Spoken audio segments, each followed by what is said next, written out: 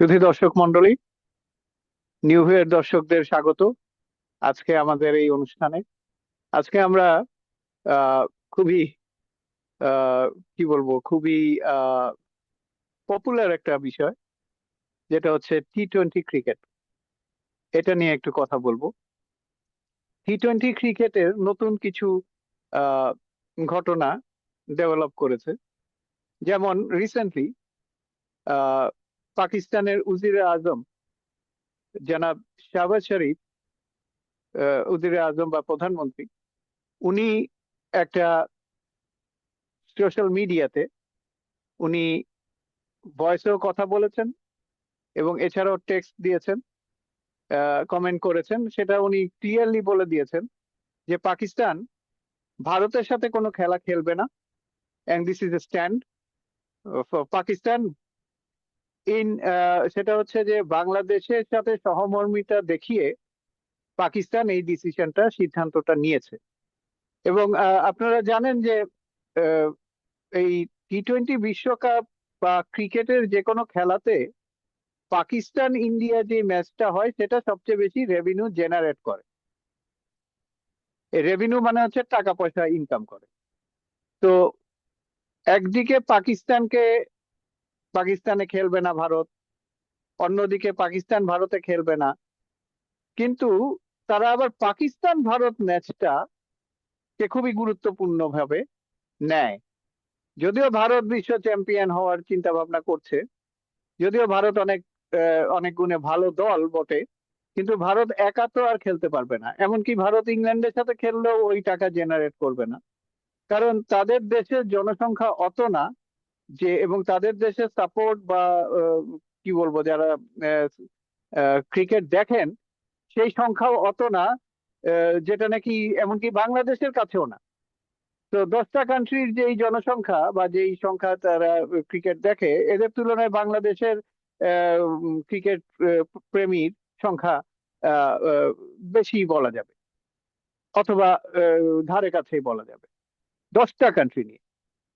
হ্যাঁ, পাকিস্তানেরটা বেশি এবং ভারতের তো অনেক বেশি। এই জন্য ভারত T20 বা আইসিসি কে, ওই যেটা নাকি ওনাদের এক সাংবাদিক বলেছিলেন, আগ্রা আরগা নামটা, উনি বলেছিলেন যে আহ, দুবাই অফিস হচ্ছে আইসিসি, দুবাই অফিস হচ্ছে বিসিসিআই এর দুবাই অফিস। মানে আইসিসি হচ্ছে অ্যাকচুয়ালি বিসিসিআই এর দুবাই অফিসটাই হচ্ছে আইসিসি।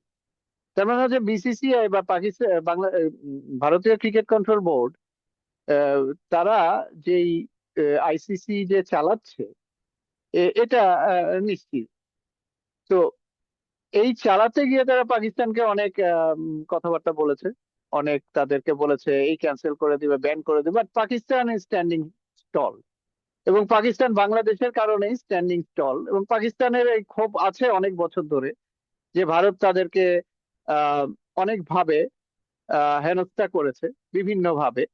তাদের যে পিসিবি যে প্রধান, উনি স্বরাষ্ট্রমন্ত্রীও নাকভি, ওনার কাছ থেকে তারা ট্রফি নেয়নি। এই সমস্ত ঘটনাগুলো ঘটেছে, হ্যান্ডশেক করেনি। মানে ক্রিকেটের সৌহার্দ্যতা সম্পূর্ণ নষ্ট করে এখন ক্রিকেটটাকেই নষ্ট করে দিচ্ছে ভারত। এবং পরবর্তীতে যেটা হতে পারে যে এই স্ট্যান্ডটা যদি, বাংলাদেশ তো স্ট্যান্ডটা জানিয়েই দিয়েছে যে আহ নিরাপত্তার কারণে তারা যাবে না খেলতে, এবং এরপরে পাকিস্তানের যে স্ট্যান্ড আসলো, এতে দেখা যাবে বা দেখা যাচ্ছে যে এমনকি অলিম্পিক কমিটিও তারা বলছে যে ভারতে 36 সালে যে অলিম্পিক হওয়ার কথা সেটা করা যাবে না। যদি এইভাবে করে দেশগুলোকে সাথে তাদের প্রবলেম চলতে থাকে, তাহলে তো এটা পলিটিক্স তো অলিম্পিকে ঢুকানো যাবে না আইসিসির মতো। তো একটা বিরাট প্রবলেমে পড়ে গেছে ভারত এই পাকিস্তানের স্ট্যান্ডের কারণে। এবং দেখা যাক কি হয় ভবিষ্যতে। আমরা আশা করছি যে ভারতের সুবুদ্ধি হবে। ভারতের না হলেও আইসিসি যারা অঙ্গ সংগঠন রয়েছে তাদেরও সুবৃদ্ধি হবে। তার কারণ পাকিস্তানের স্ট্যান্ড হচ্ছে বাংলাদেশ একটা permanent country, test playing country.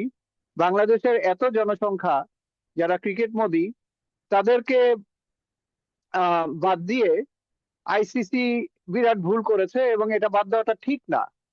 এটা একটা পার্মানেন্ট মেম্বারকে এভাবে বাদ দিয়ে তার তার বিপরীতে অন্য একটা দল, যে স্কটল্যান্ড, যে নাকি কোয়ালিফাই করে নাই, যে আইসিসি ট্রফিতে কোয়ালিফাই করে নাই তাকে, এবং সে ওই মেরিটে 10 জনের ভেতরে নাইও, তাকে কি বলে তার র্যাঙ্কিং এর উপর বেস করে তাকে নিয়ে নিল, কিন্তু সে কিন্তু কোয়ালিফাই করে নাই।